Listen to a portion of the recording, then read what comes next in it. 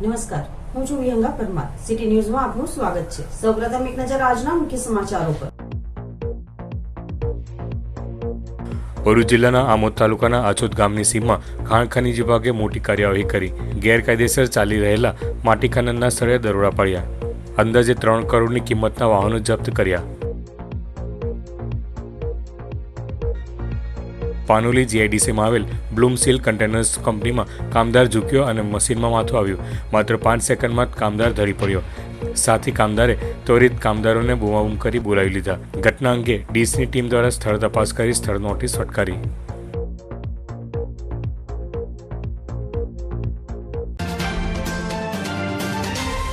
ભરૂચ જિલ્લાના આમોદ તાલુકાના આછોદ ગામની સીમમાં ખાણ ખનીજ વિભાગે મોટી કાર્યવાહી કરી છે.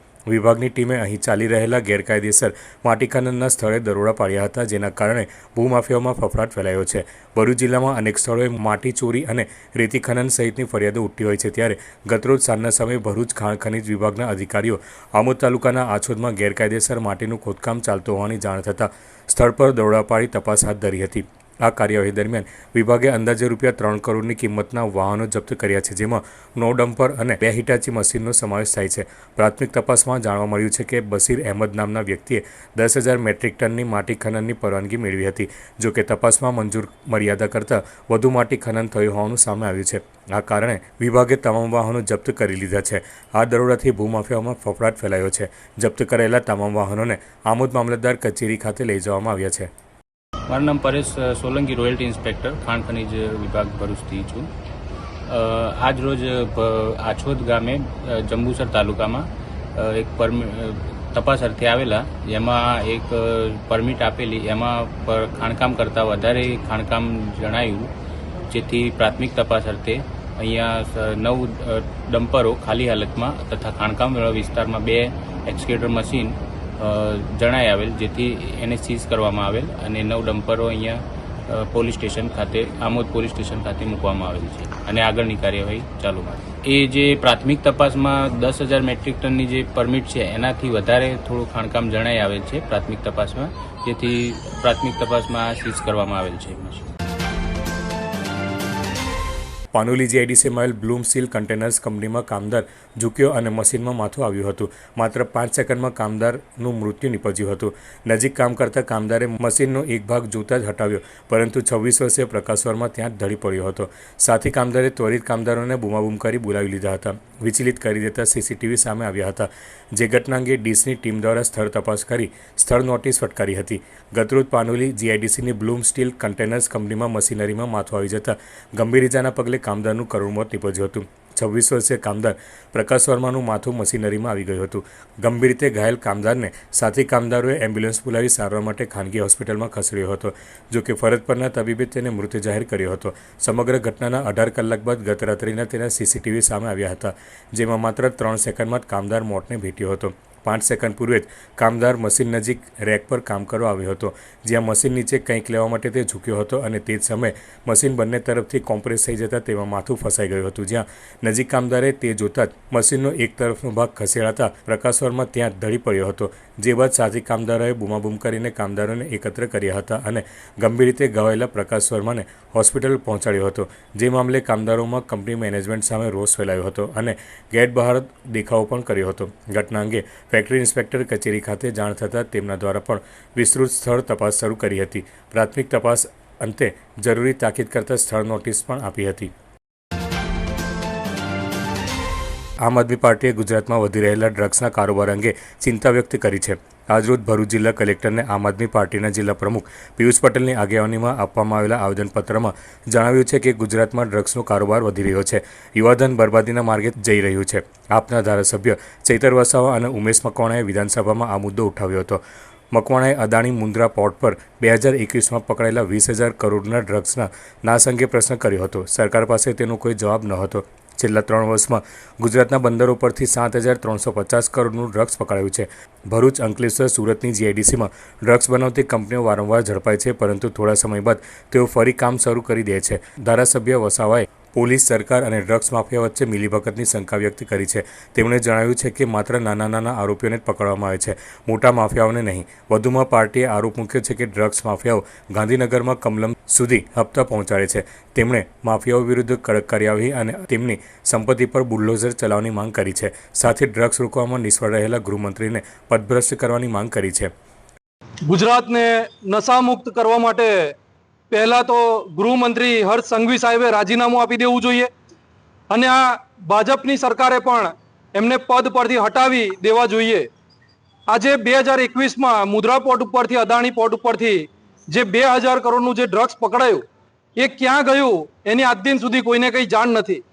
ત્યાર પછી આપણે જોતા આવ્યા છે કે ભરૂચની અંદર ઔદ્યોગિક જે આટલું બધું ધમધમતી જે જીઆઈડીસી આવેલી છે એમાંથી વારંવાર ડ્રગ્સ પકડાય છે. તાજેતરમાં જ અંકલેશ્વરમાંથી પકડાયું હતું, એવી જ રીતે વાલિયામાંથી પકડાયું, એવી જ રીતે દહેજમાંથી પણ પકડાયું. પરંતુ આ તમામ ડ્રગ્સનો જે જથ્થો છે એ કોની સામે ને ક્યારે એ લોકો નાશ કરે છે એની કોઈને કંઈ જાણ હોતી નથી.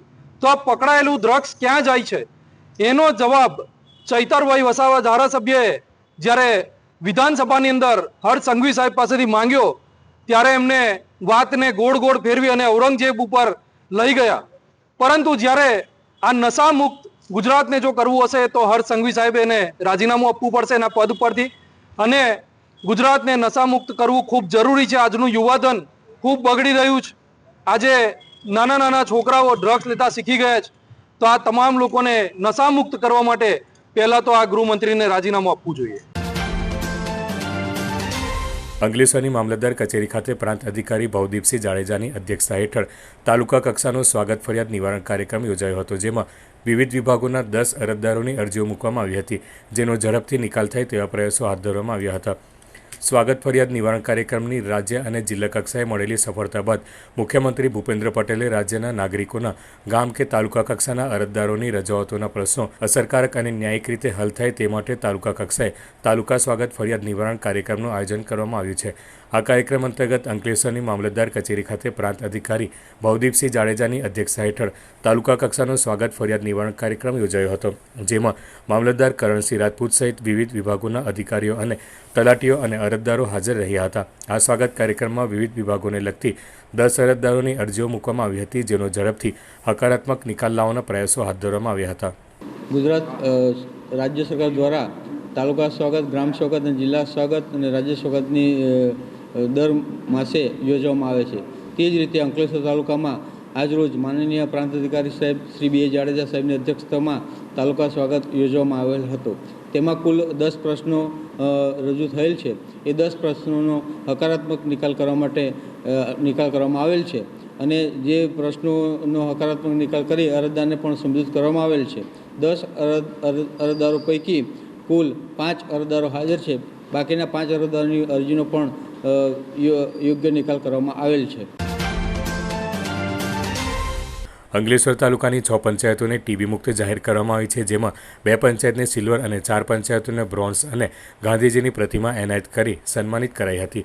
24મી માર્ચના રોજ વિશ્વ ક્ષય દિવસ નિમિત્તે ભરૂચની રૂંગટા હાઈસ્કૂલના કોમ્યુનિટી હોલ ખાતે યોજાયેલ સમારોહમાં 6 પંચાયતોના સરપંચો અને નિક્ષય મિત્રોનું સન્માન કરાયું હતું. ભરૂચની રૂંગટા હાઈસ્કૂલના કોમ્યુનિટી હોલ ખાતે NTEP પ્રોગ્રામ અંતર્ગત વિશ્વ ક્ષય દિવસની ઉજવણીના ભાગરૂપે RCHO ડૉક્ટર હસમુખભાઈ પટેલ, જિલ્લા આરોગ્ય અધિકારી ડૉક્ટર GS દુલેરા અને જિલ્લા ક્ષય અધિકારી ડૉક્ટર YM માસ્ટરની અધ્યક્ષતા હેઠળ ટીબી મુક્ત પંચાયતના સરપંચો તેમજ નિક્ષય મિત્રોનો સન્માન સમારોહ યોજાયો હતો, જેમાં ભરૂચ જિલ્લાની કુલ 55 ટીબી મુક્ત પંચાયત પૈકી 38 બ્રોન્ઝ અને 17ને સિલ્વર ગાંધીજીની પ્રતિમા તેમજ સર્ટિફિકેટ આપી સરપંચોને સન્માનિત કરાયા હતા.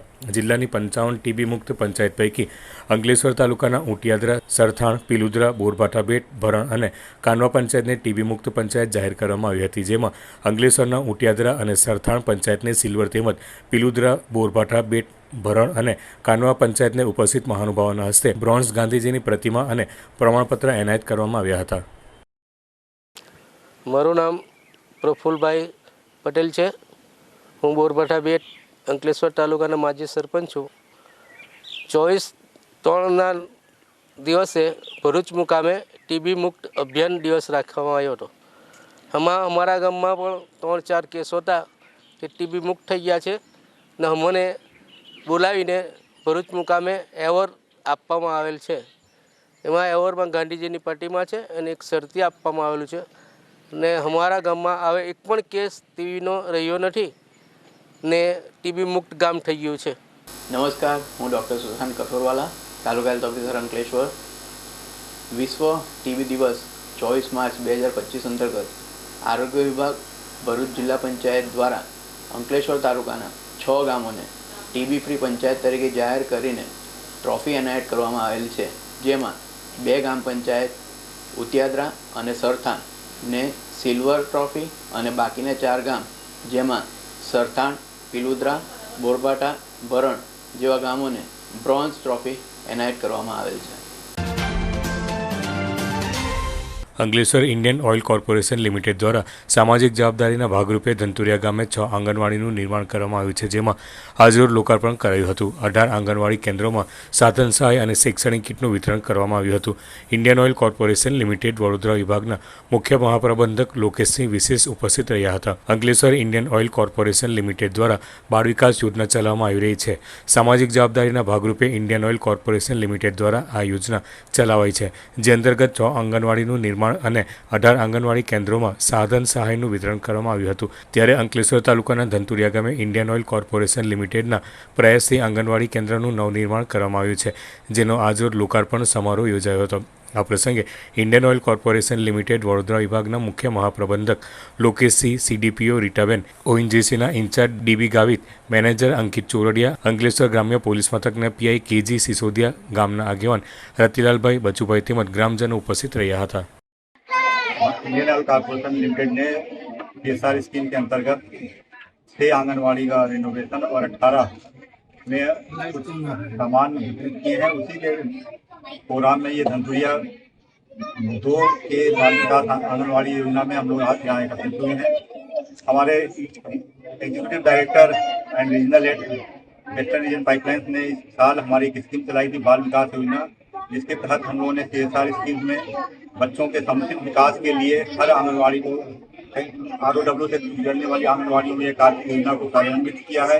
और इससे हमारे प्रधानमंत्री मोदी जी का जो एक सपना है विकसित भारत 2047 का, उसका भी एक प्रमाण है कि हम उसके लिए आने वाली नई जनरेशन को तैयार कर रहे हैं.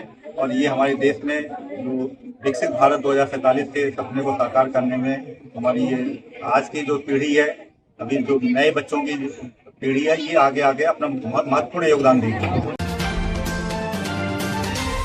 નેત્રંગ તાલુકાના કાકડકુઈ ગામમાં થયેલી 24 વર્ષીય વ્યક્તિની હત્યાના ગુનામાં નાસા ફરતા આરોપીને નેત્રંગ પોલીસે ઝડપી પાડી કાયદેસરની કાર્યવાહી હાથ ધરી છે.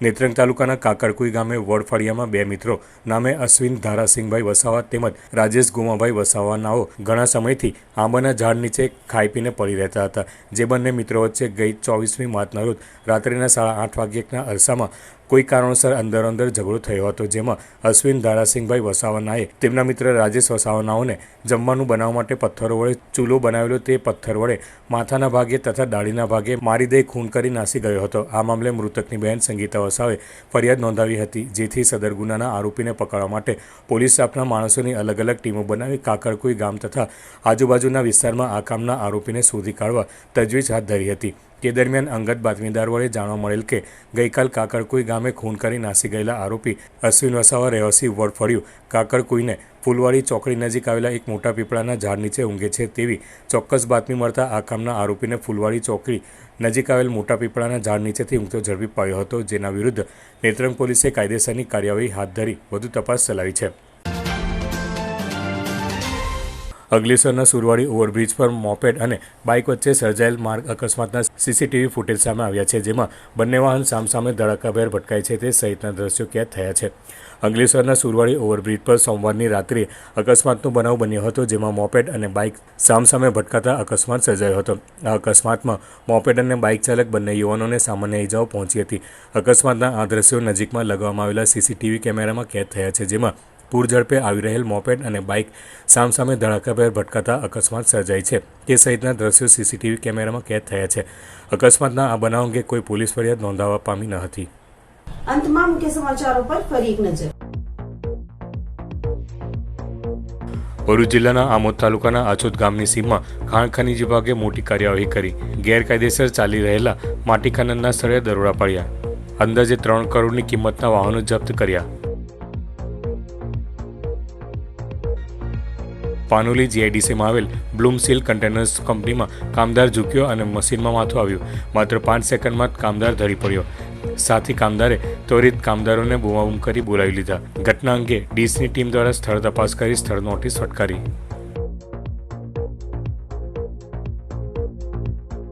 આજના સિટી ન્યૂઝ અહીં સમાપ્ત થયા. નવીન સમાચારો સાથે ફરી મળીશું. નમસ્કાર.